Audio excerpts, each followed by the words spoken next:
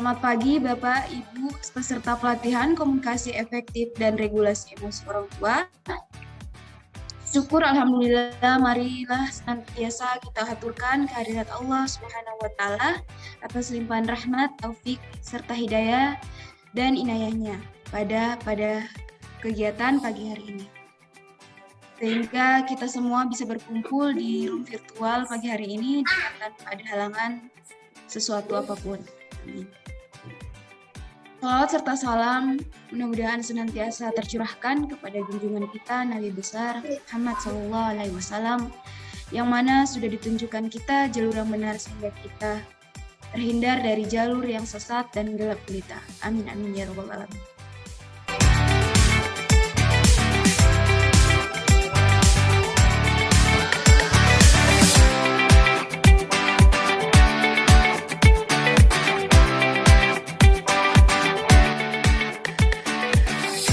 Jadi game yang akan kita permainkan yaitu namanya pencarian harta karun. Nanti Bu Bapak akan saya beri clue untuk mencari benda apa yang saya maksud dari clue yang saya katakan. Siap ya? Untuk clue yang pertama. Aku kalah terhadap gunting dan menang terhadap batu. Apakah aku? Kertas. Silakan boleh ditunjukkan bendanya. Kertas. Dari batu dan Ini kertas.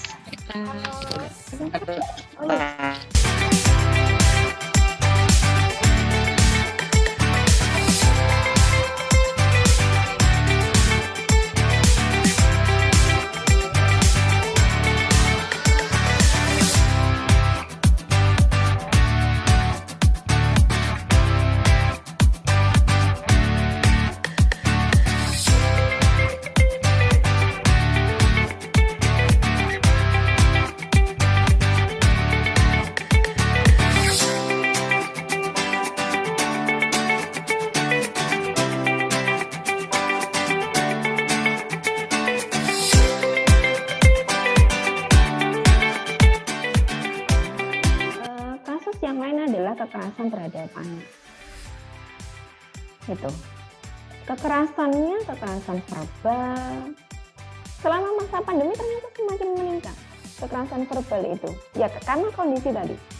Ya orang tua akhirnya stres, emosinya naik, akhirnya bicaranya tidak terkontrol. Ibu-ibu, komunikasi negatif yang kita munculkan kepada anak termasuk tadi ya, berbicara dengan kata-kata yang tidak baik, itu akan berdampak kepada anak, ya, kepribadian yang dimiliki oleh anak.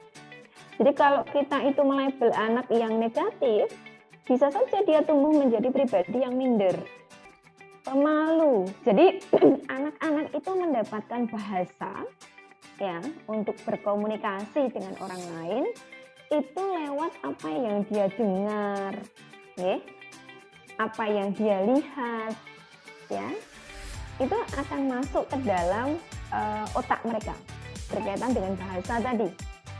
Keluarga itu bisa kokoh ya karena komunikasi salah satunya. Keluarga itu bisa rentan itu juga karena komunikasi salah satunya. Sehingga pengembangan keterampilan berkomunikasi di dalam sebuah keluarga itu merupakan kunci, ya, kunci untuk pengendalian diri dan keberhasilan dalam berhubungan dengan orang lain. Termasuk ketika kita berkomunikasi dengan anak, berkomunikasi dengan pasangan, itu cara anak belajar untuk berkomunikasi. Ya, komunikasi itu adalah adanya hubungan timbal balik, ya. Jadi komunikasi itu hubungan timbal balik, baik itu verbal maupun non-verbal, antara si komunikan dengan komunikator, antara orang yang berbicara dengan yang diajak bicara. Ada si orang yang berbicara itu bisa menyampaikan pesannya dengan baik, orang yang diajak bicara bisa menerima pesan itu dengan baik.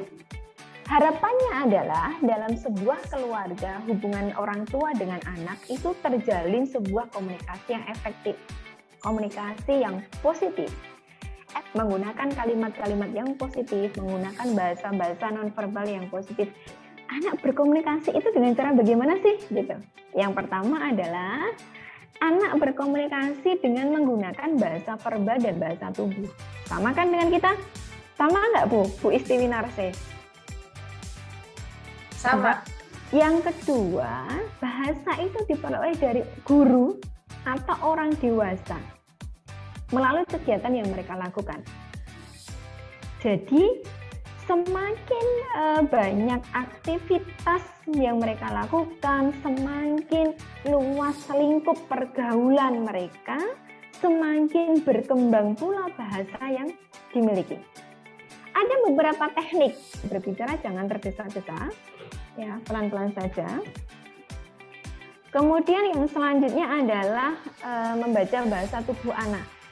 Mendengarkan perasaan anak, hindari 12 gaya populer, mendengarkan aktif, tentukan masalah siapa dan gunakan pesan. Misal aja anak kita itu kan tadi katanya kalau dimarah-marahin ntar efek kecerdasan atau ntar anak minder gitu ya. Terus bagaimana cara mengatasi itu kalau misalnya itu anak udah terlanjur minder gitu loh? Enggak, apa yang harus kita lakukan sekarang? Gitu. Nah, bantu dia untuk mencari solusinya. Gitu. Jadi kenalkan juga, oh ternyata perilaku teman, justru itu selain kepribadian, perilakunya baik nggak seperti itu.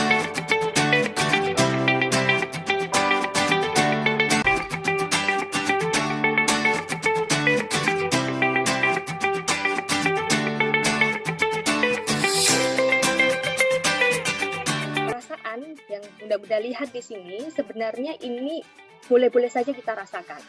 Karena apa? Karena ini adalah 6 emosi dasar yang dimiliki oleh manusia, ya. Ini menurut penelitian. Jadi sebenarnya bunda-bunda sekalian boleh kok kemudian merasa marah, merasa terkejut, merasa takut, merasa jijik, sedih, dan bahagia. Karena itu adalah emosi dasar yang kita miliki.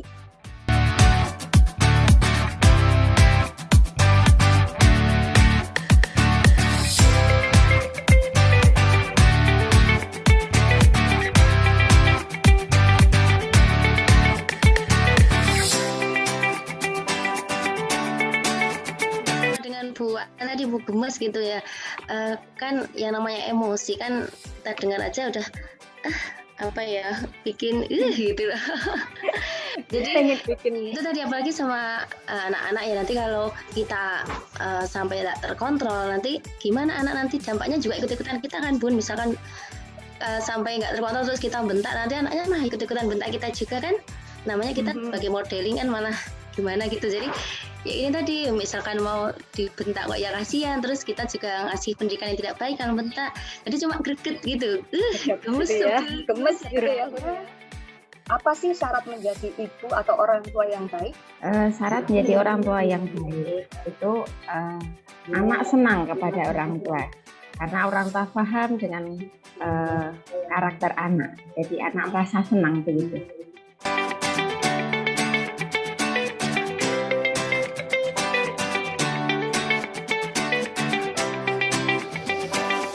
Jadi sebenarnya apa sih tugas utama orang tua atau ibu itu sebenarnya adalah mencintai anak-anaknya tanpa syarat. Jadi dasarnya itu dulu Bun.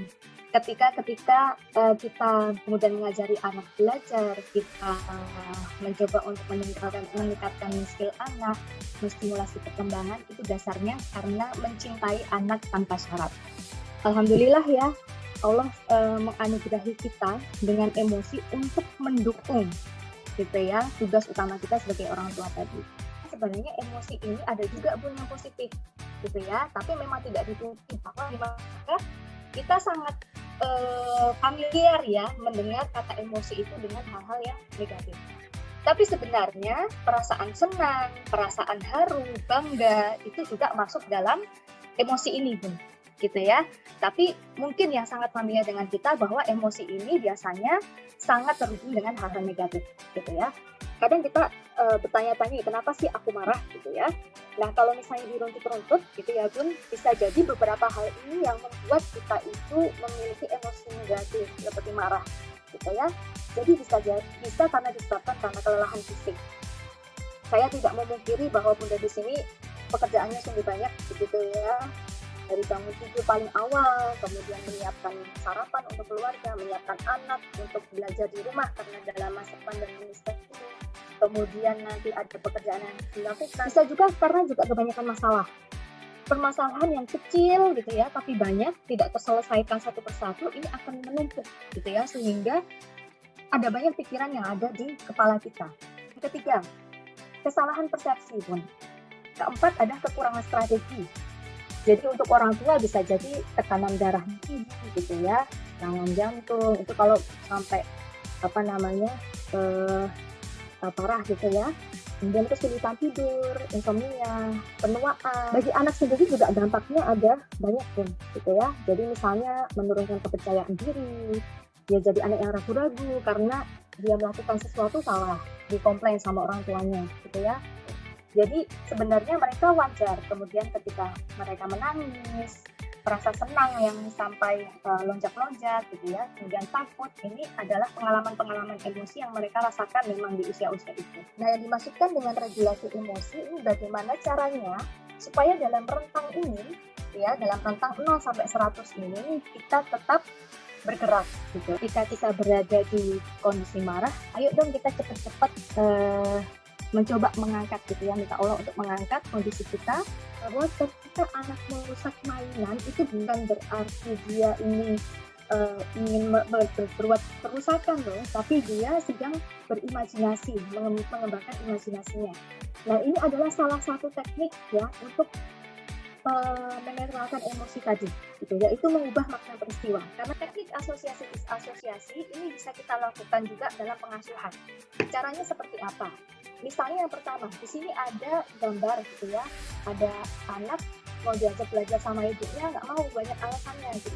Ketika menghadapi hal yang seperti ini, kita kemudian bisa melakukan teknik disasosiasi, yaitu kita membayangkan bahwa diri kita mundur selangkah gitu ya, mundur selangkah dari diri kita yang saat ini, kemudian kita melihat diri kita dari sudut pandang orang lain.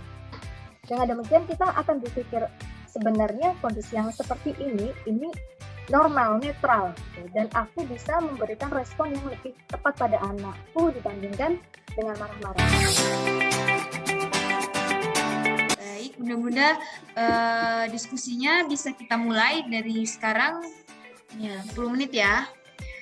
Pernahkah mengalami kejadian yang mirip ya? Ada nggak yang pernah?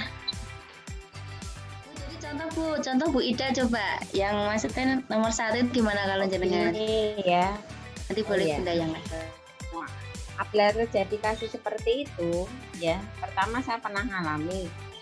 Tadi pertanyaan kedua, emosi yang muncul spontan itu istighfar ya. Astagfirullahaladzim.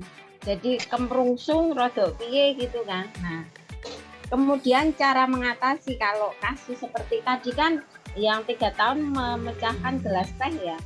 Nah, langsung kita seperti yang biasa saya lakukan, jadi ada tanggung jawab. Jadi antara anak 1, 2 kita libatkan karena kita biar nanti bisa berangkat sesuai jamnya. Bahasa verbal dan non-verbal apa yang muncul dalam kondisi tersebut?